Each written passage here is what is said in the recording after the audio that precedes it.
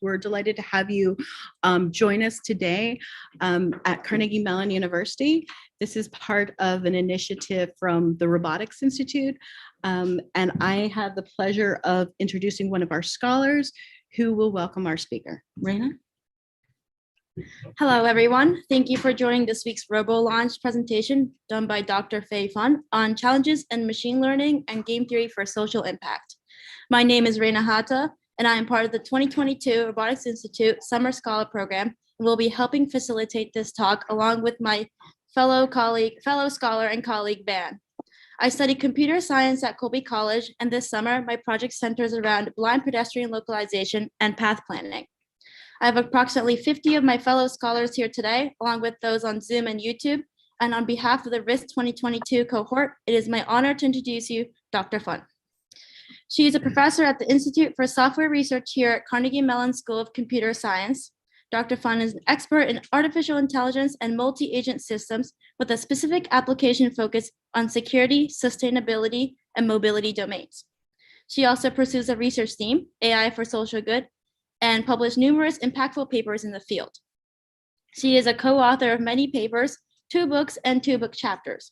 Her work is now used by the U.S. Coast Guard for protecting the Staten Island Ferry in New York City since April 2013, as well as the deployment of protection assistant for wildlife security in multiple conservation areas around the world, which provides analysis for anti-poaching efforts.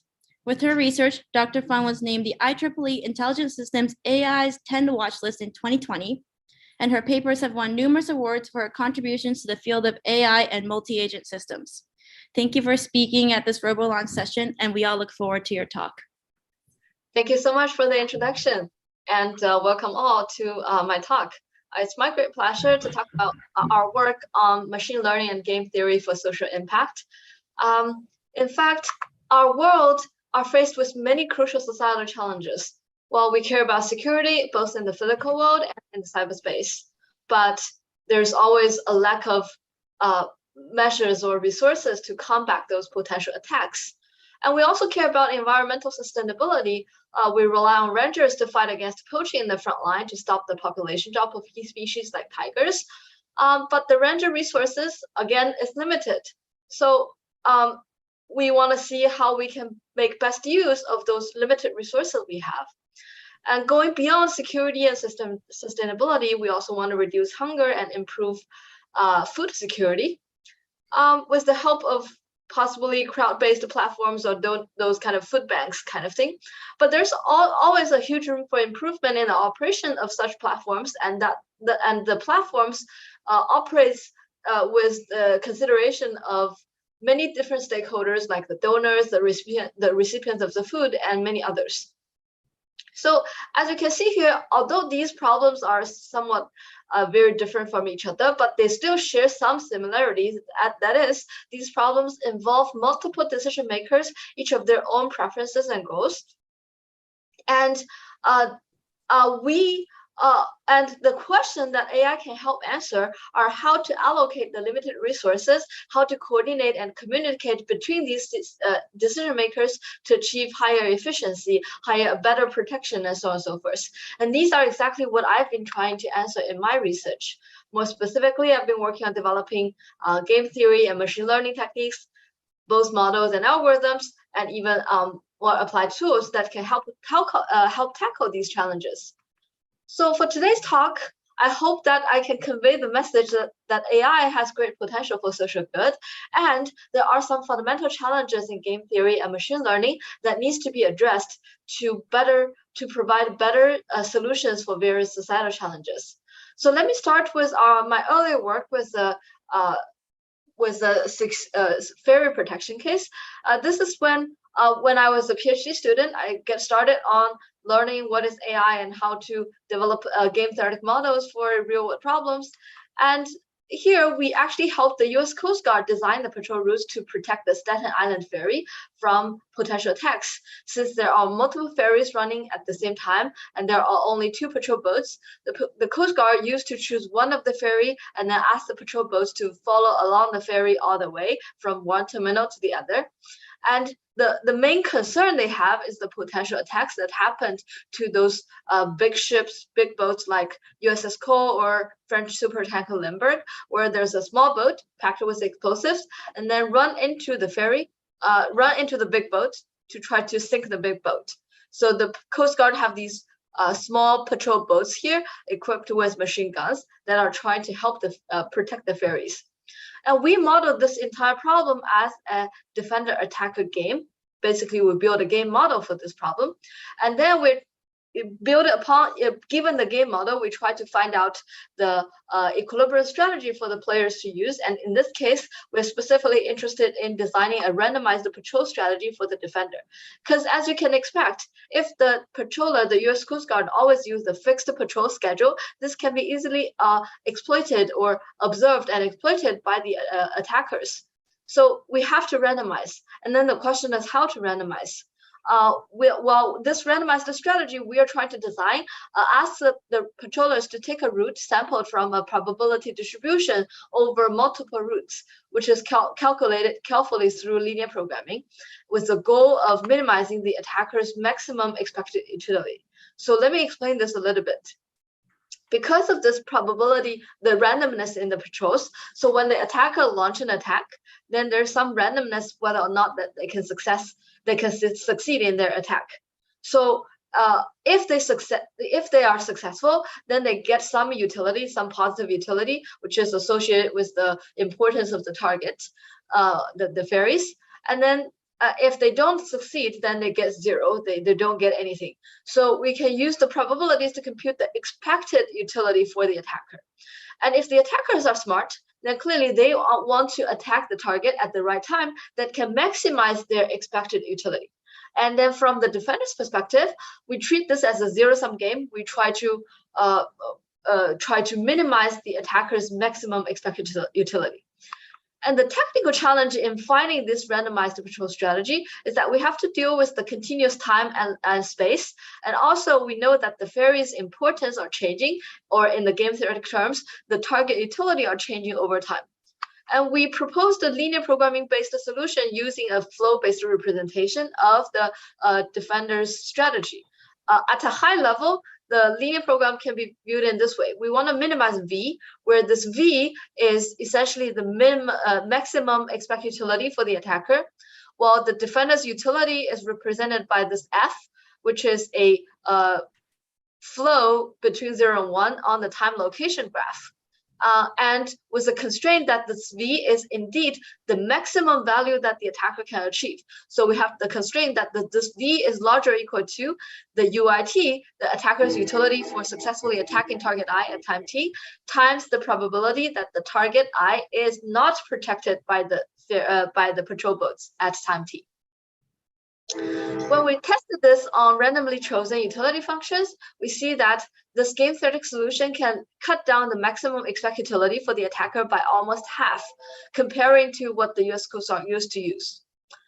And probably the more exciting part is that we were able to bring this to the real world and making a social impact. It is deployed by the US Coast Guard since April 2013. And we got a lot of feedback from the Coast Guard. Well, first of all, as you can see from this video, the patrol boat is now making a U-turn. This pattern does not even exist in their previous patrols because they always just follow one ferry from one terminal all the way to the other. Well, now we can say that this AI-powered solution has radically changed their way of operation in practice.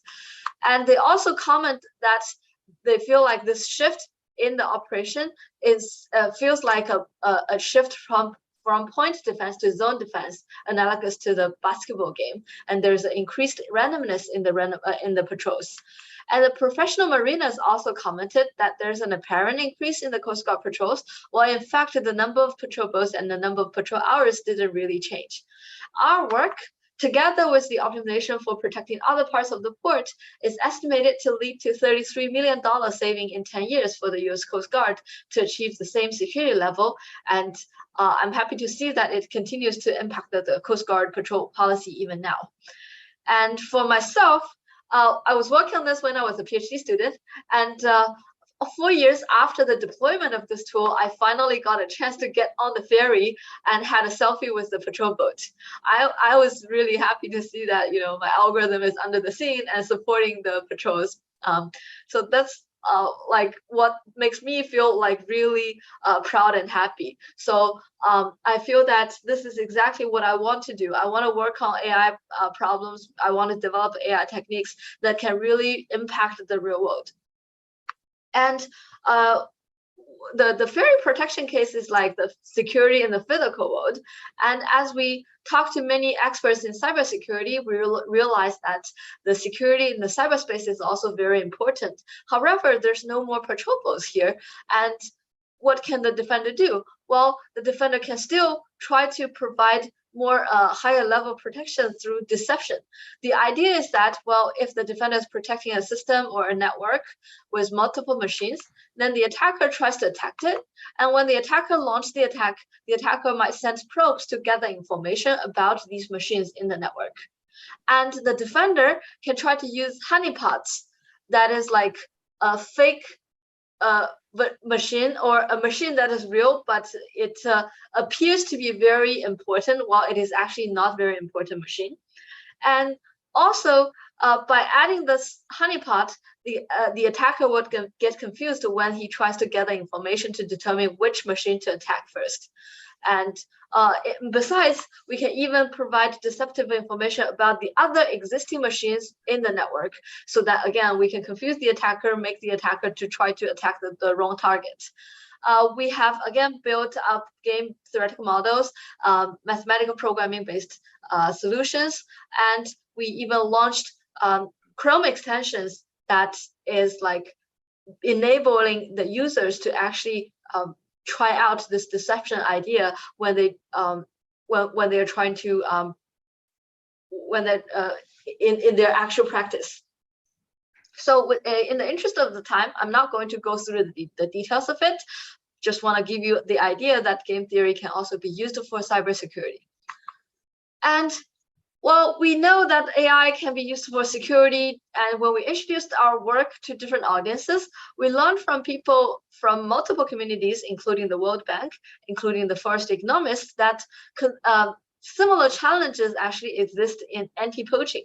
So we started to think about how to use AI to help protect wildlife. Well, in fact, here we still can see the role of defender and attacker, except that now the targets are the wildlife that are existing here, and the attackers are the poachers who might place snares or traps like these to place them on the ground and try to trap the animals, the wildlife. And then the defender now are the rangers who are conducting patrols in the protected area, trying to confiscate the snares or traps, or even sometimes capture the poachers on site. Although at the first sight we thought, oh, okay, we can just use our ferry protection algorithm to this problem and we're done. But soon we realized that there are some key differences here.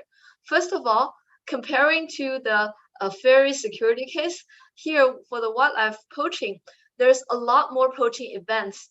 You can expect possibly more than 1,000 snares being placed every year in a national park, in a protected area. And therefore, the attackers in this domain, meaning the poachers, will not try to spend a huge amount of time trying to understand the exact strategy the rangers are using and then choose the target and time that maximize their expectability and so on and so forth. They probably won't do that careful calculation, and they probably won't spend that much time in planning where to go. So that means it doesn't make sense to assume that it's a zero-sum game and we're trying to fight against the worst case only, especially given that in this domain we actually have a lot of data available, and those data are collected during the rangers patrols.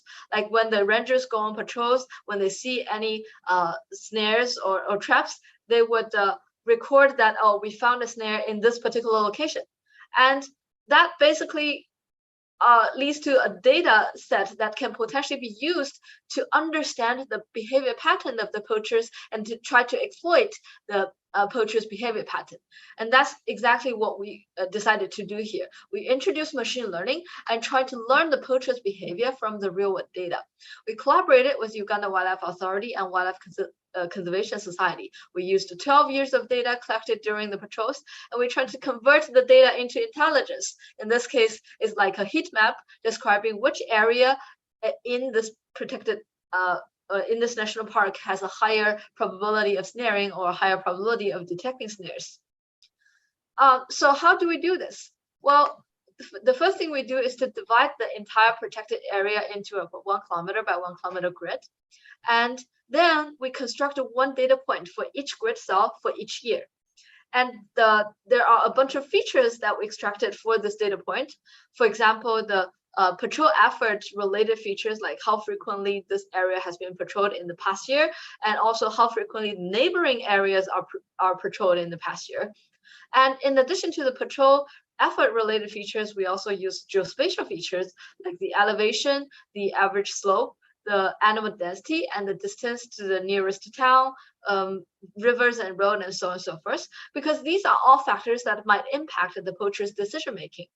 Intuitively, some of the poacher come from the local village. So they have to leave the village, walk into the protected area, and then place the snares and then go back to their village. So clearly the distance to the village would make a role in their decision making. So that's these features are actually selected based on our conversation with the domain experts.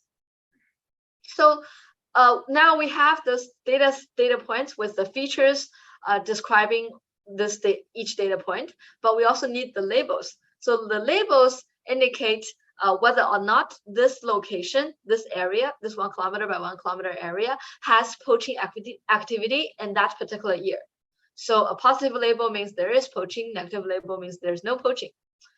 So it seems like based on the historical data, we can construct this data set, and the rest of it is just a standard machine learning technique. But that's not that easy because there are a few key technical challenges here. First of all, we don't really have a lot of labeled data because the data are collected during ranger patrols, and we don't really have a lot of ranger resources. So even if you look at the historical data, you probably don't get a huge amount of labeled data because of the limited patrol resources available in the past years. And second, there's a huge data imbalance. In the labeled data set, we have a lot more negative data points than the positive data points. Remember that the positive data points are the ones where we found poaching activities. So we know that there are poaching in those locations. So in fact, during the patrols, probably only 10% of the data, of the labeled data are positive, while the rest of it are just negative. And furthermore, if you look at the negative data points, they're not necessarily really negative, because when we label it as negative, it just means that we didn't find any poaching activity in that location in that year. But it doesn't mean that there's no poaching activity in that location in that year. It's quite possible that the ranger went there but just didn't find the poaching activities because they get there at the wrong time. So there's all these complications, and we have to come up with different machine learning techniques to try to tackle those challenges. We had several iterations of machine learning methods that we developed. In one of the iterations, we tried to use geospatial features only, using Gaussian mixture model to divide the entire area into these geoclusters. So within each geocluster, those data points are somewhat similar to each other, and we hope that the poacher's behavior in each geocluster are like more similar. So then we look into each geocluster. If for a specific geocluster we do have a lot of data available, then we can use more advanced data greedy approaches like Markov random fields to make the prediction. Markov random fields can actually explicitly model the spatial temporal correlations between the poaching activities in consecutive years and in nearby locations. So that's really good, but the negative side is that it's data greedy. And so for the geoclusters that don't have a lot of data available, then we have to turn to those methods that are not requiring a huge amount of data, like baggings of decision trees, and then combine the predictions together to get the final prediction. And based on these machine learning methods, we validate our predictions by sending the rangers to two areas that are predicted hotspots but not frequently patrolled before. During these tests, the patrollers found many signs of human activities and successfully removed one row of elephant snares before they were deployed. That means with our prediction, the rangers patrolled a place that wouldn't have been patrolled, and we found areas where elephants could have been poached. And if you look at the hit rate, meaning the number of times we find snares in a month, outperforms 91% of the historical months and is much higher than the historical average. Following this successful 1 month field test, we conducted an 8-month field test that is more like a controlled experiment. In this test, we selected 27 areas. Each is 3 kilometers by 3 kilometers. And then we send the rangers to these areas without telling them what the machine learning model predict them to be a high threat area or low threat area. So the rangers just go there and patrol. They patrolled for more than 450 kilometers over the 8 months. And our learned model predict these areas to be high threat. And if we look at our learned model, our learned model predicts some of the areas to be high threat and the others are low threat. And we found that the catch per unit effort, meaning the number of snares being found per kilometer of walking, is 10 times higher in the high threat group than that in the low threat group. And also it's way higher than the historical average. And this means our model can indeed differentiate high threat areas from the low threat areas. After this successful attempt, we kept improving the learning framework and brought the research to new sites. In northeastern China, we collaborated with the Worldwide Fund for Nature and the Huangnihe Forest Bureau. Since many of the geospatial features here are not readily available, we choose to add a module that can directly extract these geospatial features from the satellite imagery, because this can significantly reduce the workload of our collaborating site managers.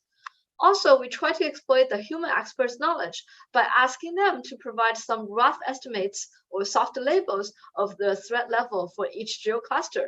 And then we augment the data set based on these estimates. We also improve the machine learning model by using an ensemble method that combines various base models, including neural networks, Gaussian process, and so on and so forth. And in the end, we were able to make the predictions of the poaching threats. And this technical improvements led to a 2-day field test in northeastern China, where I myself also went on patrol together with my collaborators. And as you can see, I'm trying to remove the snare from the tree. And the snare's color is so similar to the tree trunk. So it's very well hidden in the background. If my collaborator didn't tell me that there's a snare on this tree, I wouldn't find it. And during this 2-day field test, we actually found 22 snares. Well, actually, these snares are not found little by little. On the first day of the field test, we didn't find anything. And then on the second day, at the very beginning, after 10 minutes, 20 minutes of walking, we still didn't find anything. So my collaborators was questioning, oh, Dr. Fang, it seems like your algorithm is not working. And then after 20 minutes, we found this area where there are 22 snares right there. So clearly this is a poaching hotspot, but our collaborators didn't even know that this area have a lot of poaching. And then they started questioning, oh, is this area actually belongs to our protected area? So clearly this is bringing new knowledge to them. And later on, they checked that it is indeed belonging to their sites. So this is how machine learning can really help them. We reveals this new areas that are poaching hotspots and are not known to the site managers. And following the success, we had another, we have conducted more patrols in the winter of 2017 with 7 snares found. And then in 2019, we had another 1-week field test where we not only found 42 snares, but also encountered other humans who are likely poachers 3 times. So now we're kind of confident that we can predict the poaching hotspot based on the historical data. But that's not enough yet, because we still want to design the patrol routes just like what we did in the fairy protection case, while taking into account how the poachers behave in response to the patrols. So we treat the machine learning model as a black box, which takes as input the current patrol effort vector X, and then outputs the probabilities of detecting snares at different locations Y. subjected to, and then we formulate this problem of patrol planning as an optimization problem. We want to determine X so as to maximize the sum of yi's, meaning the total probability of detecting snares, subjected to scheduling constraints that the patrollers have to start from a patrol post and then get back to it within, say, 6 hours of patrol. And we were able to solve this problem using the time location graph, similar to what we did in the fairy protection case, and the mathematical programming, and building a new mathematical programming to solve it. That's all good. And we did get those patrol routes. However, when we send these patrol routes to our collaborators in Malaysia, a new site, a different site, they were like, well, your patrol routes doesn't work at all. And maybe you should come and see how it works in practice. So we flew to Malaysia and we went on patrols together with them.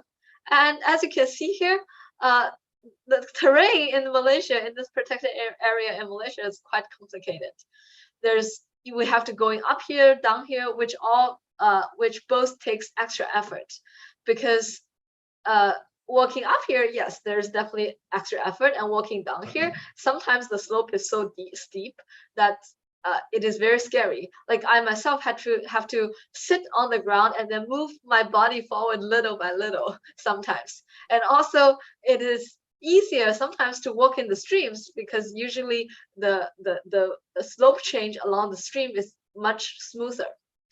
And sometimes it's not a stream anymore, it's a river, and then we have to walk, climb through the tree trunk, fall into the river to get to the other side of the river. And when we do that, one of our collaborators lost her cell phone into the water, and there's no way that we can get the cell phone back. So that's kind of the extra cost when we try to move along the river that way. So this firsthand experience tells us that we have to change our way to design the patrols. There's no way that we can just tell the patroller to go from this point to this point through a straight line, because it doesn't work that way. So we redesigned the patrol planning algorithm by first building a virtual street map for the area based on the terrain information, and then compute optimal patrol strategy. The resulting strategy is a probability distribution over the patrol routes that are compatible with the terrain. And this led to the field test in Malaysia, where again, multiple animal signs and human activity signs are found, indicating that we have led the patrollers to the right direction. If you're interested in the number of signs found per kilometer of walking, this new patrols significantly improves over previous patrols. And it also leads to the rangers to the areas that they have never been to before. We call them the explorative new patrol and use the blue bar to indicate the numbers we found. And again, that's way higher comparing to what we had before. So putting these elements together, we call this the PAWS framework, the protection assistant for wildlife security. It first learns the poacher's behavior from historical data and then plans patrols while taking into account the terrain information. And the rangers the rangers can follow the patrol routes generated by the patrol planning algorithm and then collect more poaching data and feedback into the machine learning model.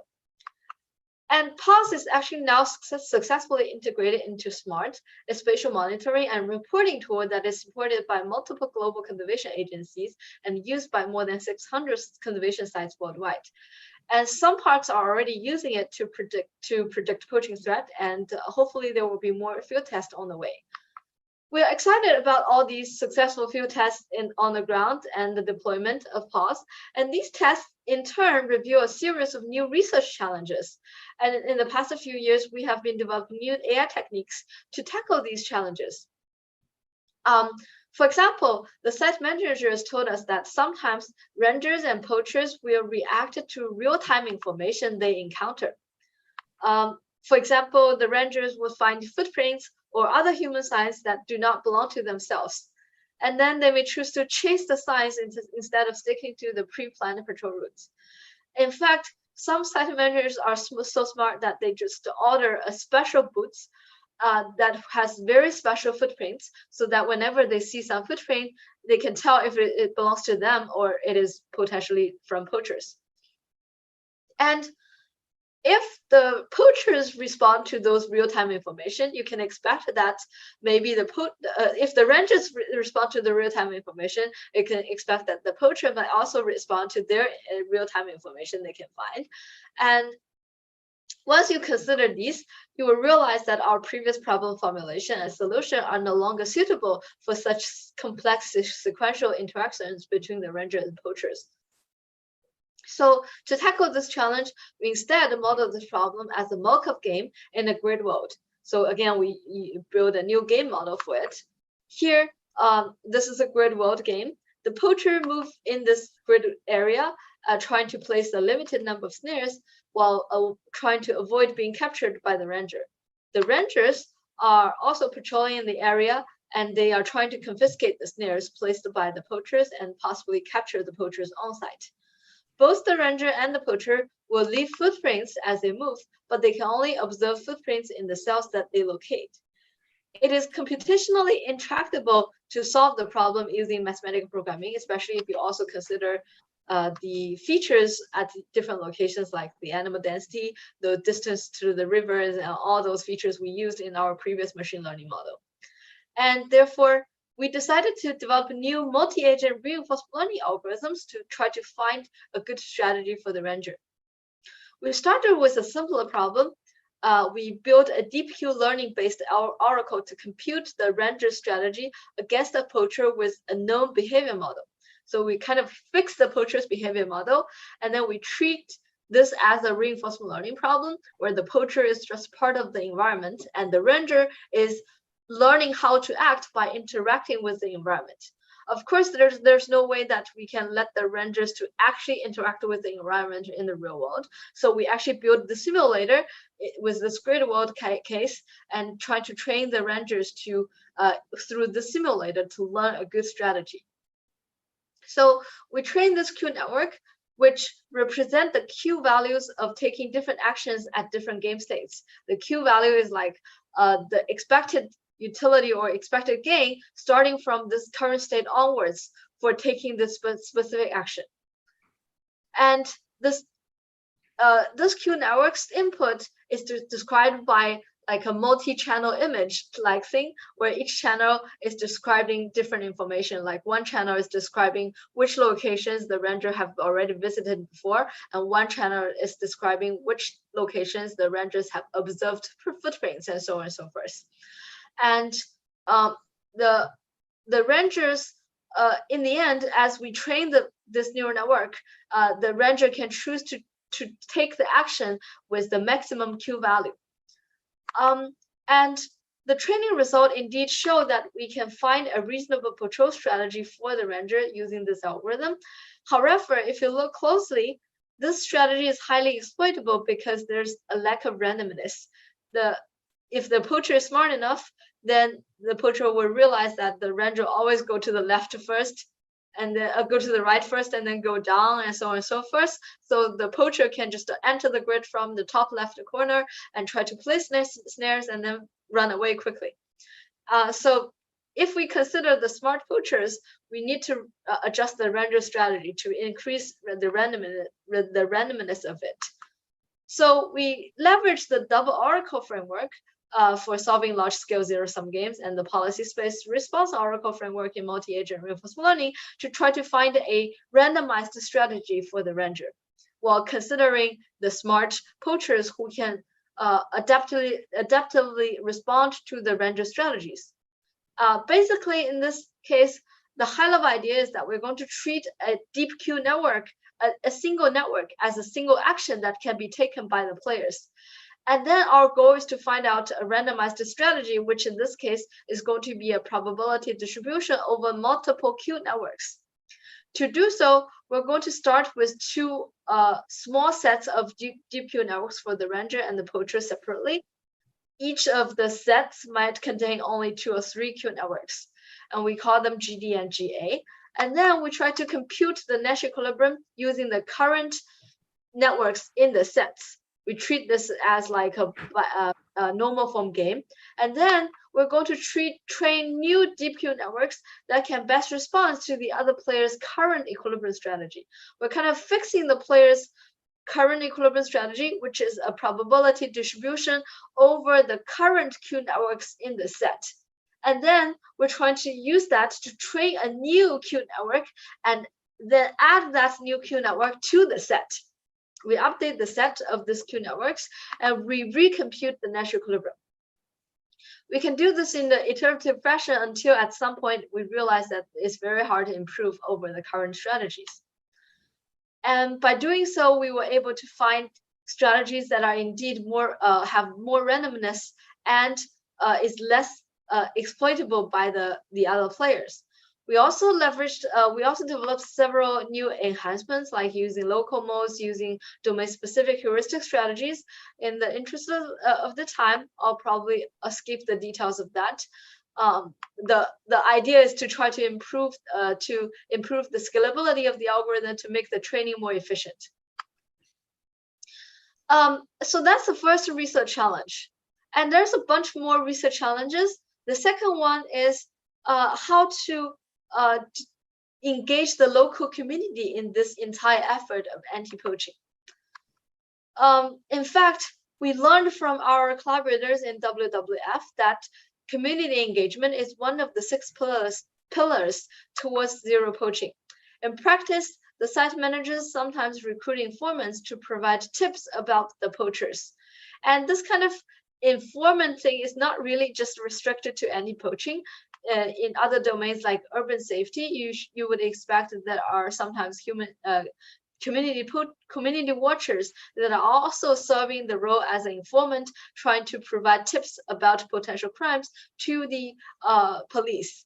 So now if we look at this problem, we want to know, okay, given that the existence of the informants, how should the defender do?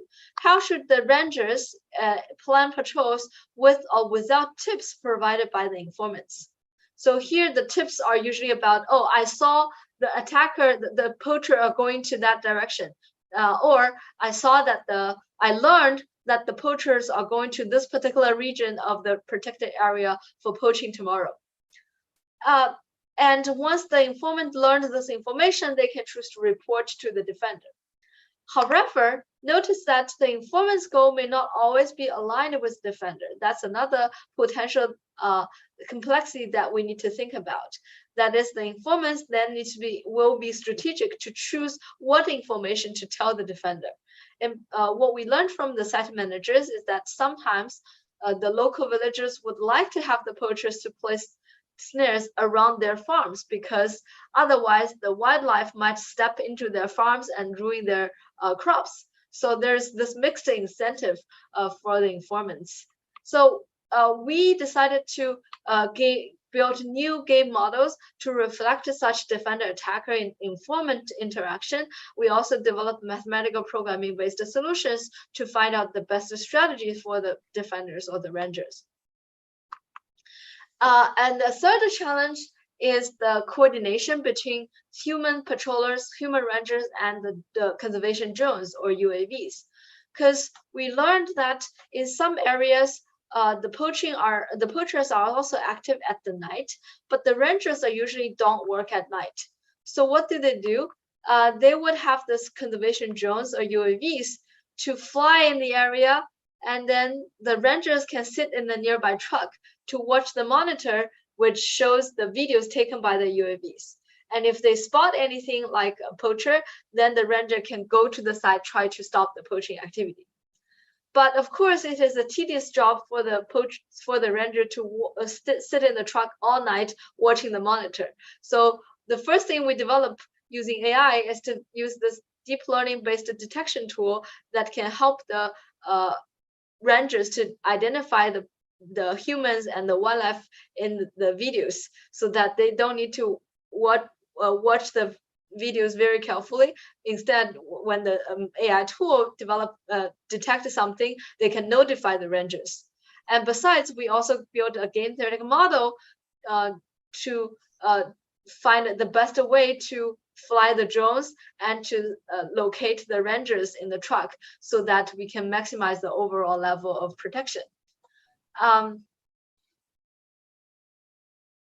Yeah, and feel free to drop your questions if any, in the Q&A tab.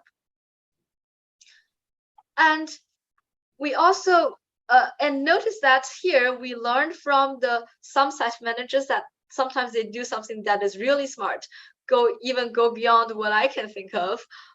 So they have the drones flying, and then the drones are equipped with cameras, but also they are equipped with this light bulbs that can send out the flashlight.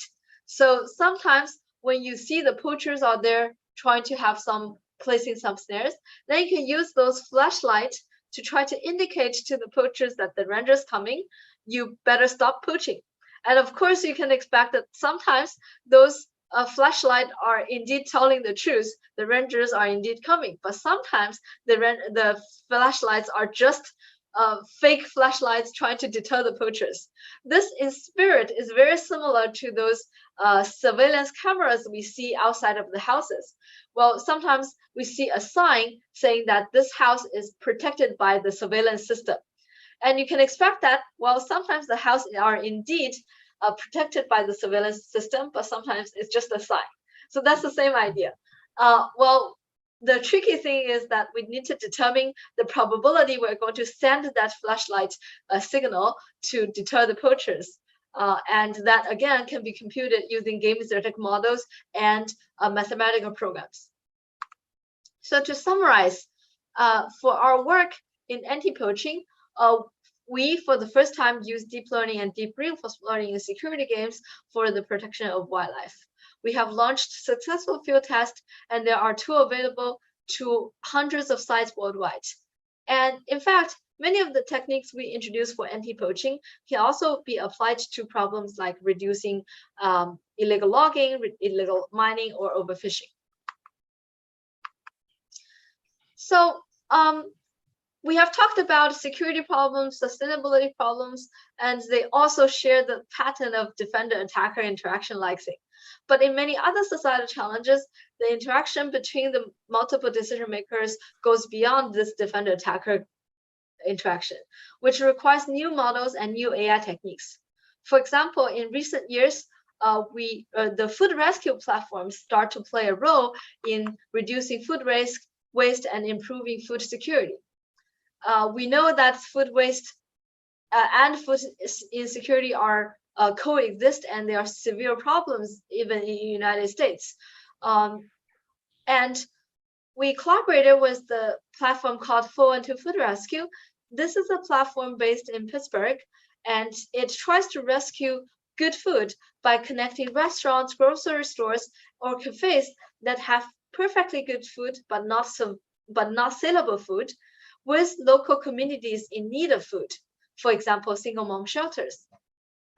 And whenever those food donors contact the platform saying that we have some good food to donate, the platform would first connect them, match them with a local community of food, in need of food, and then post a request in their smartphone app and rely on volunteers to help deliver the food.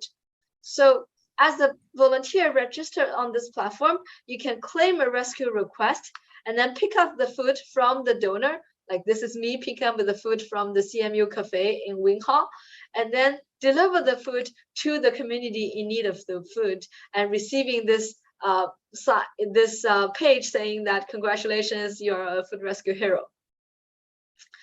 As you can see, this platform relies heavily on those volunteers, and since the volunteers are not really the employees of the platform, the volunteers you cannot designate a specific volunteer to do anything, and as a result, there's a huge uncertainty about whether or not a food rescue request will be claimed.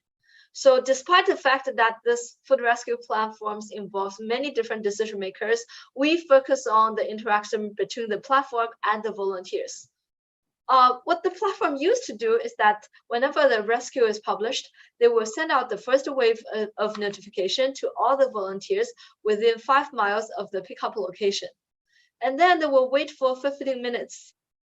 If after 15 minutes, there's still no one claims the rescue, they will send out a second wave of notification to notify all the volunteers registered on the platform. And then 60 minutes before the pickup deadline, if it is still not claimed, the human dispatcher of the platform will jump in and contact some volunteers that they are familiar with through phone calls or text messages. But one caveat with this scheme is that there's no enough human dispatchers. My student Ryan, who is leading this project, actually worked as a human dispatcher for a few days and found that it is a huge burden for them to monitor all the rescues and intervene frequently. Furthermore, you probably don't want to bother the volunteers by sending too many notifications to them, because too many notifications will lead to fatigue, which is not beneficial for the platform. So what can we do using AI? To help the platform, our first idea is to build a machine learning model that can predict the status of the rescues So when a rescue is posted, we can use features related to timing, weather, and location to predict whether or not a rescue will be claimed by the volunteers. The positive label means that they will be claimed. Negative label means that they will not be claimed. And we do have a lot of data collected by the 412 Food Rescue, from which we can try to train this model and make the predictions. And the prediction results can help determine which rescues would need special attention from the human dispatchers. We show that a stacking model that combines Gaussian processes, random forest, and shallow neural networks was able to provide predictions with almost perfect prediction when we train on the data in 2018 and test on data in 2019. An almost perfect prediction means that all rescues that are predicted to be claimed are indeed claimed. And this is particularly important because we don't want to predict a rescue to be claimed, but it turns out to be unclaimed, which would lead to food waste. So that's our first idea. And our second idea is to improve the notification and intervention scheme by adjusting the distance and the time parameters that they currently use. Well, they send to people within 5 miles, they wait for 15 minutes, but these parameters seems like somewhat ad hoc, are just based on their experience. So what we want to do is that we want to build a mathematical model and try to find out the best numbers to use for this distance and time. And so we want to formulate this problem as an optimization problem. We want to find the best values of X, Y, Z so as to minimize the total number of volunteer notifications and the total number of expected human interventions. And we have this parameter lambda to balance these two goals, subject to the constraint that the claim rate, meaning how what is the percentage of the volunteer of the rescue requests are claimed by the volunteers, has to be larger or equal to some threshold. And we solved this optimization problem using branch and bound, and were able to find out a reasonable combination of X, Y, Z values using different levels of lambda, different numbers of lambda. And we optimize on the data in 2019 and test on the data we optimize on the data in 2018 and test on data in 2019. And by varying the number of lambda, we get a bunch of potential XYZ combinations, and we found the Pareto frontier of it, meaning the combinations that can optimize the expected number of intervention and the expected number of notifications and cannot be dominated by another scheme. So as you can see here, the green dot here is the current scheme. And in theory, if we can find a scheme in this yellow region, they will be better than the current intervention scheme. And we identified two XYZ combinations that can get close to this yellow region. And we presented this to our collaborators. And our collaborators chose the first one, the red one, which can lead to a significant lower number of human interventions while keeping the number of app notifications the same. And this has been deployed in the real world since February 2020. And we collected data before and after the deployment, trying to see what is the impact of this new intervention scheme. Well, as you all know, soon after the deployment, COVID hits Pittsburgh, and maybe that COVID would also lead to some impact. So we separated the data before COVID and after COVID. As you can see in this table, to our surprise, whether the COVID didn't really play that much a role, but after the deployment of this new scheme, the claim rate goes up. The average time from the publish of the rescue to the volunteer claiming the rescue goes down, and the average number of push notifications sent out goes down. Of course, this is not a controlled experiment. There might exist many confounding factors. We don't know exactly how much the new scheme contributed, but at least the changes are all in the desirable direction. And at the same time, because of this promising results, it gives us confidence that we can build something smarter. And we started to use machine learning models to decide a rescue-specific notification scheme. We built a recommender system that trains a neural network. This neural network takes the features of the rescue and the features of specific volunteer and outputs the probability that this volunteer would claim that rescue. And once we train this model using historical data, and whenever a new rescue comes in, we can use this model to predict the probabilities for each of those volunteers. And then we can only send push notifications to the top K volunteers. In this way, we're basically sending notifications to the volunteers who are more likely to claim this rescue, so that overall we can reduce the number of push notifications and still ensuring a high claim rate. And in fact, in the in-lab experiments, we show that the hit ratio at top K can increase from 0.43 to 0.72 when using this machine learning based approach. We chose K to be 964 to match the current default notification scheme. And we found some caveat that machine learning model kind of discovers some frequent volunteers and keeps sending them notifications almost all the time. You can see that this set of volunteers got more than 1,000 rescues in the test set. That's probably not what we want. So we continue improving our algorithm by combining machine learning with an online planning scheme. We try to determine for each volunteer, for each rescue, which volunteers to send notification to, so that we can ensure each volunteer receives at most L notifications a day. We solve this through mathematical programming again. And with this advancement, we were able to still improve the hit ratio comparing to the default one, but without having a skew, without skewing the entire distribution of the notifications.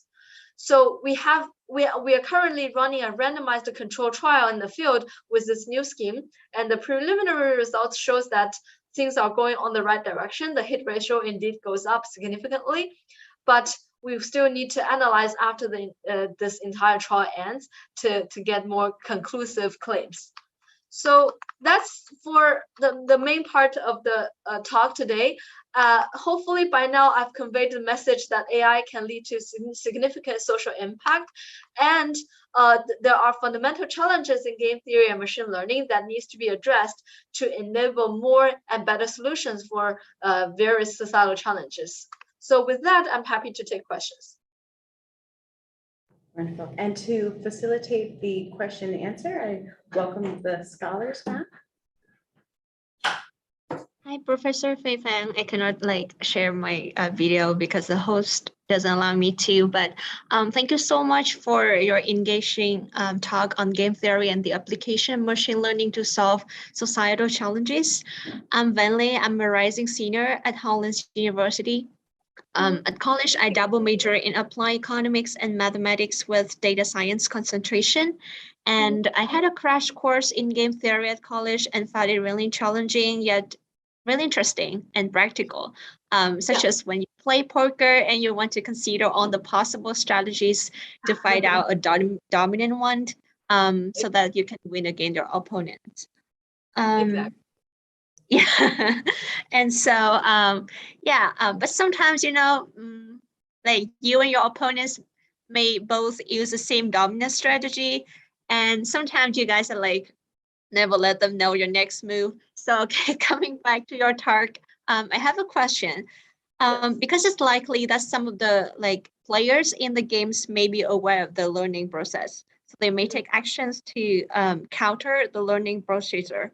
So it Exactly. will make it difficult for us to use the historical data to learn about the preferences in games. So so have you figured out any approaches to this problem? Yeah, that's very good question. That's very good question. So as you can see in the fair protection case, we didn't use any historical data. We assume that the attackers would plan carefully for any of their attacks. So we consider them to be perfectly rational, and then we try to combat the worst case. We treat this as a zero-sum game. We want to maximize our performance in the worst case. So that's what's going on there. And then in the anti-poaching case, we know that the poachers are not perfectly rational because we can see from the data that their snares are scattered everywhere. So that means that it is possible for us to exploit their bounded rationality to achieve a better performance. And of course, if here comes a poacher who's extremely smart, who knows the learning algorithm, who knows exactly the strategy we're using, they may try to best respond to our strategy or even the learning algorithm to choose where to place the snare. And that's indeed possible. And in this case, a fixed machine learning based algorithm will be at disadvantage. So what we actually developed, we didn't mention it in the talk, we do have this recent work on designing this no regret learning algorithm. That is, I'm going to choose which place to go on to spend my patrol effort, and I can ensure I can collect more data every time by launching it. By launching this patrol strategy, we collect more data from the field, and we use the data to adjust our patrol strategy in the next round. And we can design this learning algorithm in such a way such that the overall regret can reach zero. That is, no poacher can really exploit too much out of this learning algorithm. So that's what we did in a recent work. Thank you so much.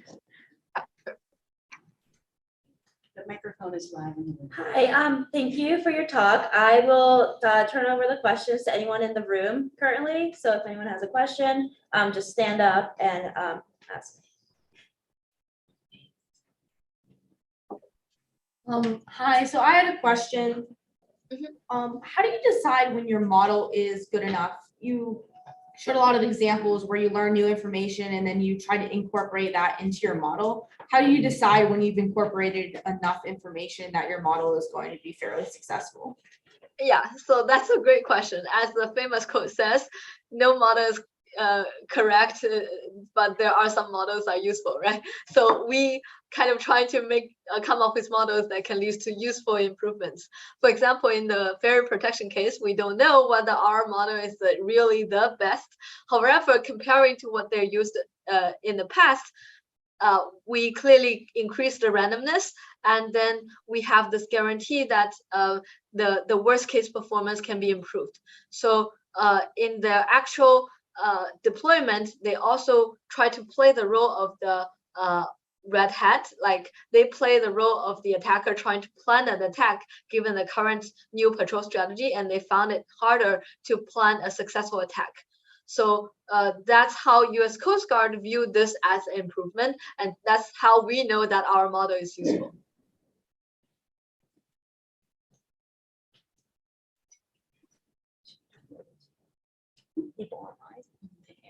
So we have time for one last question from our audience here. Question, back to your point poaching problem. How do you differentiate between poachers and actual hunter-gatherers? So that was Sorry, a I good cannot question. hear your question. I'm gonna restate it. How do you differentiate between poachers and hunter-gatherers? Yes, that's a very good point. So in some areas, like in the northeastern China part, that area is not especially in the winter time where poaching is active, there would not be other people usually to go to that area. So if you see anyone in that area, they are very likely poachers. Thank you. We are going to wrap this session up. So thank you so much for speaking at this RoboLaunch session. Thank you for inviting me. It's my great pleasure.